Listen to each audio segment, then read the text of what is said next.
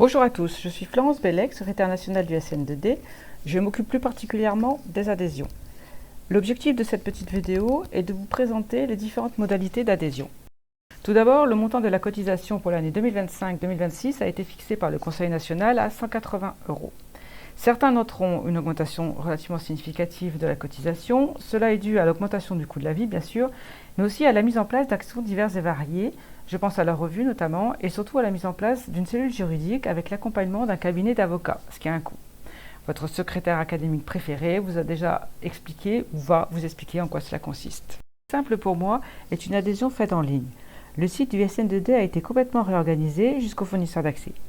Si vous êtes déjà adhérent, vous avez un espace adhérent à vous sur lequel vous trouvez votre reçu par exemple. Lorsque vous cliquerez sur adhérer, sur le bouton adhérer, votre formulaire est déjà pré-rempli. Il suffit alors de le vérifier et de compléter avant de passer au paiement. Pour le paiement en ligne, vous aurez le choix entre un renouvellement automatique, ce qui vous permettra de payer en une fois, deux fois ou trois fois si vous adhérez avant le 31 décembre, sinon ce sera en une seule fois à partir du 1er janvier, ou un paiement ponctuel en une fois par carte bleue ou prélèvement SEPA. Une petite remarque, lorsque vous choisirez le renouvellement automatique, le système va vous proposer carte bleue ou prélèvement SEPA. Personnellement, je préfère que vous utilisiez le prélèvement SEPA car la carte bleue pose le problème de sa validité dans le temps. Je vais prendre un peu de temps pour vous expliquer comment fonctionne le renouvellement automatique. Le système fonctionne comme un abonnement. Tous les ans, ça correspond à une fois, tous les 6 mois, 2 fois, tous les 4 mois, 3 fois. Normalement, vous recevez un message à chaque échéance. Notre cotisation est valable de septembre année N à août année N+1, car on ne peut pas fonctionner en année filée. Cela n'a pas trop de sens du point de vue syndical et surtout cela pose problème pour les changements d'académie, de poste, d'une année scolaire sur l'autre. Du coup, les paiements doivent être terminés en août N+1. C'est ce qui explique l'impossibilité de payer en plusieurs fois à partir de janvier. L'année dernière, pour les collègues qui ont demandé le renouvellement automatique, le premier prélèvement a été fait en février, tardivement, le temps que l'application fonctionne correctement. Leur dernier prélèvement aura lieu en août.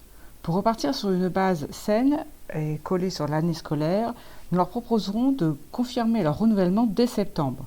Je ferai un message dans ce sens aux collègues concernés.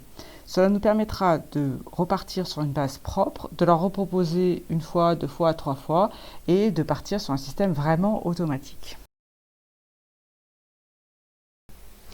Pour les collègues qui souhaitent continuer avec un bulletin papier, ils peuvent soit fournir un RIB avec le bulletin pour que je puisse programmer le renouvellement automatique, soit faire un virement sur le compte du SN2D, mais il faudra penser à bien fournir la preuve du virement, soit faire un chèque, et là aussi, il faudra bien penser à noter le nom de l'adhérent et l'académie au dos du chèque, et surtout, dans tous les cas, faire passer tous ces éléments par le secrétaire académique. Je ne vous cache pas que le but, c'est de supprimer le papier au maximum et les échanges de mails, et de clôturer, on va dire, les inscriptions le plus tôt possible dans l'année.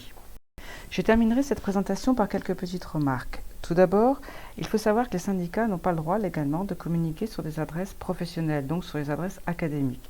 C'est pour ça que l'on vous demande une adresse perso privée.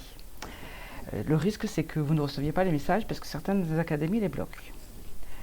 Ensuite, ce sera cette adresse que vous nous donnerez qui sera utilisée comme identifiant pour accéder au site. Enfin, un petit retour sur la validité de la cotisation, nous l'avons vu, elle sera valable du 1er septembre 2025 au 31 août 2026. C'est pourquoi on arrêtera les adhésions à partir du 1er juin 2026, parce que ça n'a pas de sens d'adhérer pour 3 mois. Voilà, écoutez, je vous remercie de votre écoute et je reste à votre disposition pour des questions, éventuellement par mail. Je vous laisse mon contact.